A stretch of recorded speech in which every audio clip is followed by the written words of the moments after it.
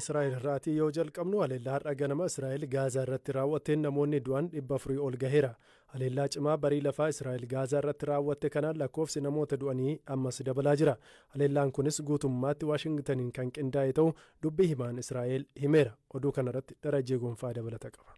Ministeerri Fayyaa Gaazaa hanga ammaa namoonni 400 ol du'uu fi ammayyuu ragaaleen hospitaalota irraa sassaabamaa jiraachuu beeksiseera. Kanneen du'an keessaa ijoolleen 50 ol dubartoonni ammoo 28 akka ta'anis ibsuun kanneen madaa'an hedduu ta'us beeksiseera. Kanneen du'aniin alatti Filisxeemonni madaa'an 660 ol ta'us ministeerri Fayyaa Gaazaa kun himeera. Hamaas ibsa baaseen Israa'el waliigaltee dhukaasa dhaabuu cabsuudhaan haleellaa raawwachuu ibsuun egereen namoota butamanii isa harka jiranii yaaddeessaadha jechuudhaan qaamoleen idil addunyaa akka gidduu seenan gaafateera. Humni waraanaa Israa'el haleellaa Hamaas irratti gaggeessu cimsee akka itti fufu beeksisuudhaan namoonni akka baqataniif ajajeera. Bakkeewwan haleellaaf adda baafaman jedhee ibsuudhaan namoonni gara iddoo qubsuma lixa magaalaa Gaazaatti argamuu fi kaampii baqattootaa kaan yuunisitti hatattamaan akka baqatan jedhe. Namoonni butaman hanga hin deebinetti akkasumas kaayyoon waraana keenyaa hanga galma ga'utti Gaazaa keessatti haleellaan akka itti fufu himan ministeerri ittisa Israa'el. Ministeerri muummee Israa'el Benjaamin Netanyahuun kaayyoon lola Gaazaa keessatti gaggeessaniif dandeettii waraana Hamaas dadhabsiisuu fi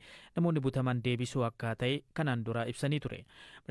Ministeerri Fayyaa Gaazaa ibsa baaseen namoonni hedduun ammayyuu jijjigamoo jalaa hin baafamne. Kanneen ajjeefamanii fi miidhaan qaamaa irra ga'e keessa hedduun isaanii daa'immanii fi dubartoota ta'utu himame.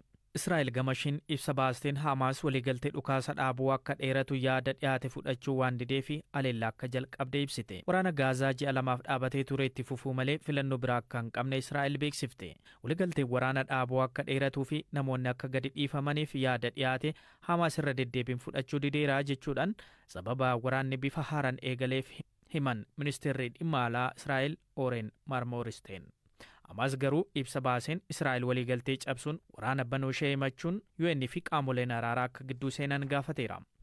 Dhaabbata biyyoota gamtoomanii UN dabalatee biyyoonni akka Chaayinaa, Raashiyaa, Awustiraaliyaa fa'aa waliigalteen dhukaasa dhaabuu akka kabajamu waamicha dhiyeessaniiru. Pirezidaantiin Ameerikaa Doonaald Tiraamp Hamaas namoota butee qabatee jiru hunda gadi hin dhiisu taanan wanti hamaan akka isa eeggatu torban darbe akeekkachiisuun isaanii kan yaadatamudha. Mootummaa Sudaan Jeneraal Al-Burhaaniin durfamu magaalaa Kaartum ji'ootaaf humna RSF gadhiisanii ba'an deebisanii qabachuuf akka jedhan maddeen BBC himan.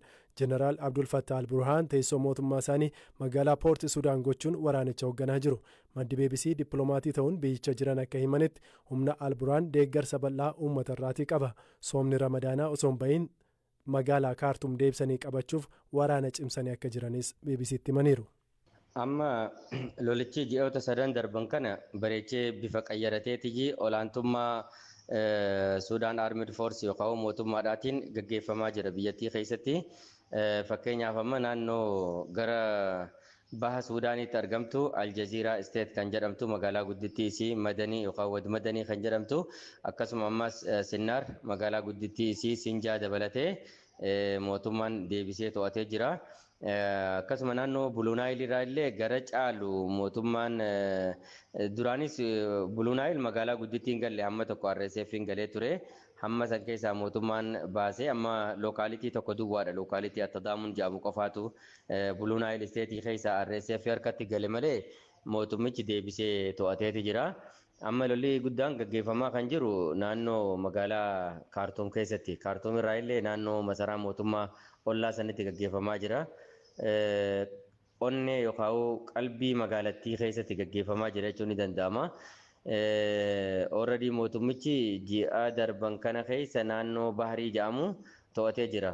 Akkuma beekamu tarii nama hundaaf walqixa ifa ta'uu dhiisuun mala magaalaan Kaartuum bishaan Abbayyaatu adda kutaa. Bakka sadiitti adda qoodamti.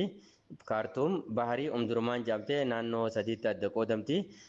Naannoon sadeen kun akka caasaa bulchiinsaatti lookaalitii torba of keessaa qabdi. Kaartuum, lookaalitii Kaartuum, lookaalitii Jabal Awliyaa, lookaalitii umdurmaan Shohadaa, lookaalitii Kararii, akkasuma ammas lookaalitii Bahariitii fi lookaalitii Sharqanniil yookaan Eastern Nile jedhamu.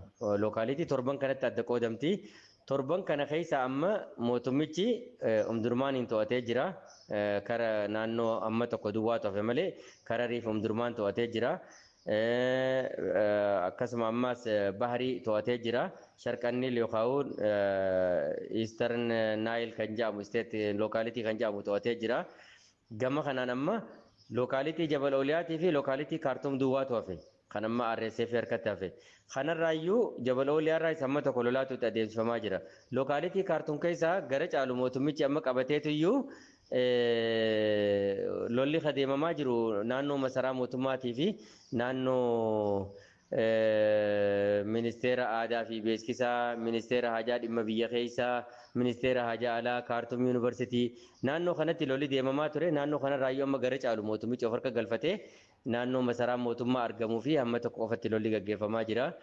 Akka karoora mootummaatti egaa jeneraalonni mootummaa irra deddeebi'anii ibsanitti hamma dhuma ji'a Ramadaanaatti magaalaa Kaartumiin qulqulleessina kan jedhamuu fi akkasuma bulchaan biyyattii illee amma jeneraal Burhaanis guyyaa Iid al-Fixrii lola hin dhaabnaa gar tokkodha jee jira. Gara lixa biyyattiitiin lolli kan gaggeeffamaa jiru magaalaa guddittii Daarfoor kan taate Alfaashirii gaggeeffamaa jira. Alfaashiritti magaalaadhuma Alfaashiri gaggeeffamaa jira. Isteetii Alfaashir osoo hin ta'in almost parsantii 95 kan ta'u Daarfoor guutumatti RSF harka jirti. Maybe parsantii 4 yookaan parsantii 5 illee hin ta'u amma saaf harka jiru kaaba Daarfooritti kan argamtu achirratti lolli adeemamaa jira. Lolli achitti deemamaa jirus gaa ji'oota baay'ee lakkoofsee jira. Gar tokkotti hin xumuramne. Gara biraatti naannoo Kurdufaanitti deemamaa kan jiru. Gara kaaba Kurdufaaniitti lolli adeemamaa kan jiru. Naannoo kanatti illee iddoo garagaraatti olaantummaa argisiisaa kan jiru, mo'achaa kan jiru warruma mootummaa ta'eetii jira. Tarii amma booda haalli lolaa namaan galu power of balancing gara tokkotti yoo jijjiirama ta'es namaan galu. Amma garuu power of balancing gara mootummaatti jijjiiramee olaantummaa mootummaatiin yookaan saafiitiin Suudaan Armed Forcetiin deemamaa jira. Amma RSF'n dhiyeenya kana SPLM Noorzii hojii waliigalee mootummaan caaseessaa jee Keeniyaatti waliigaltee Keeniyaa saniin carraaqaa jira. Tarii milkaa'aa hin milkaa'u kajaa'amu irratti namni wal falmaa jira. Ka ittaanuutiin waziiraa Shee Bayyaan jedhamti. Shamarree ol adeemtuu karaa seeraan alaa gara Saawud Arabiyaa deemuun akkuma shamarran kaanii jireenya mo'achuuf carraaqxudha. Karaa miilaa du'aa fi jireenya gidduu gammoojjii fi galaana qaxxaamurtee ergachi geessee rakkoon ishee eegde. Mana jalqaba hojjettu ta'uu fi dinnaan dallaalaan bakka biraan siif barbaada jedhee dargaggeessa dirqamaan ishee gudeede tokko harka galche. Waziiraan garuu dirqamaan gudeeduu itti hammaate jennaan jalaa ba'uuf osoo fiigduu fooqii sadaffaarraa of darbatte. Waan ishee mudatee fi haala amma keessa jirtu obboleettii ishee achuma Saawudii jirtu faaya ishee Bayyaan Biraanuu Gammachuutu dubbise. Obboleettii kee maaltu mudatee gidduu kana yoomidha wanti kun? Baatii tokko fudhee gara baatii lamaaf deemu. Maaltu mudate? Dallaalli dalagaa tureessina jaayanii mana baasanii shabaaba arabaatti gurguratanii shabaabni itti qabachuuf osoo deemuu natti qabattan jettee diddee osoo baqattu isaanillee hin dhibni ga'anii haala saniin fooqii irraa darbamte. Fooqii meeqaffaarraati? Fooqii shagaffaarraa. Maadha shabaabni jechuun maal isaan? Shabaabni afaan isaaniitti daldala jechuudha. Mana hojjettuun ala geessanii moo manuma keessa hojjettudha? Mana hojjettoo miti mana hojjettoo kan hin taane namni dalagaarraa ga'ee dalagaa gubee jijjiirratu akkanumas deemaa miti. Isin dalagaa jijjiirrachuuf dalagaarraa baatee dalagaa duraan irra jirturraa baatee isaan akkanuma fuudhanii daldala arabaa sanitti geessan. Warri geessan kun eenyu fa'i isaan? Warri geessanii dallaal maasitti gaan namni dallaalaarraan deemaa nama dalagaa nama Oromoo nama dalagaa nama geessu. Isaantu geesse.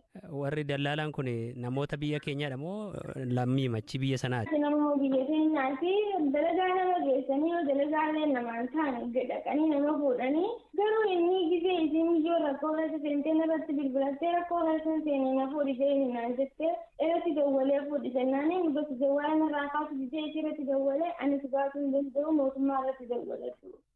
Yeroo rakkoo kana keessa jirtu sitti bilbilattee turte? Yeroo rakkoo kana keessa seentu odoo ittiraan darbamuun jiru natti bilbilattee isarratti dawwalee nama kan haati bilbilin irratti dawwalee obboleettiin biyya rakkoo akkanaa keessa jirti dhaqiinaa fuudhii lubbuu isinaa baasiin deemi bilbilin irratti cufatee na biraa deeme. Eenyunni? Dallaalti jechi geessisaa. Dallaalaa sanatti bilbilteeti?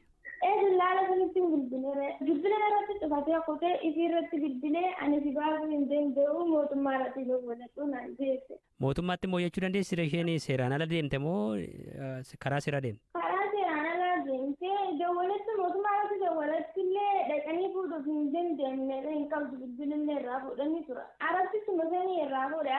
Amma maal keessa jirti isheen obboleettiin kee?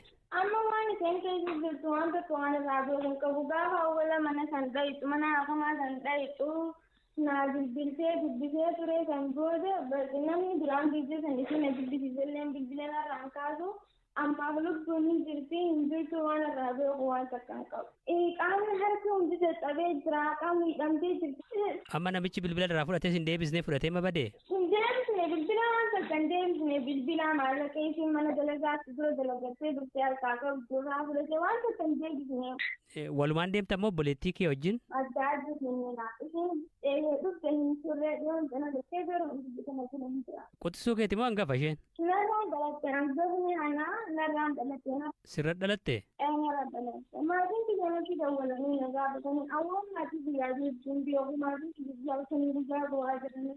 Maatiitti biyyaasitti dawwalanii? Natti dawwalanii akkam taatee waan isin dirra jirtuun biitaan san awwaan tokko waan irraa bu'uun qabu. Umriin ishee meeqa ta'a? Umriin ishee shimmaan waan malee waan gulubuu 10 hin caaltu garuu. 18 illee hin guunne? 18 hin guunne 10 hin caaltu.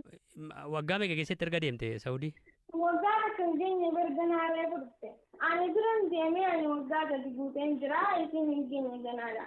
Yeroo dhufte wal argataniittu achitti? Yeroo awwaala dhufte wal agarree ture manumaadha nama jiru bakkuma dalagaa kanatti asitti na bira dhuftee agarree ture wal agarree. Ergasii walitti deddeebitanii waliin argine? Gisee tokko wal argine malee waliin argine. Amma ati baatee dhaqxee ilaaluudhaafis hin dandeenye jettee ishees hin beektu moo hayyama dhan qabdu moo? Egaa isheen jirtullee hin beeku hin dhagee malee hin beeku hayyamallee hin qabu karaa seeraan alaatiin hin beekee. Haa ta'u iddoo jirtutti akkame dhiibbaan kan ishee wajjin wal fakkaatu si mudatee beekaa? Shamarran dubartoota akkas mana rabaa hojjetan waan kana fakkaatu mudata? Waan kana fakkaatu yoo rabbiin dhawaanti irratti gaggaruutti mudata amma ka'itirra mudatee fi rakkoon mana rabaatti nama mudata angaruu na mudatee hin beeku rakkoon akkanaa.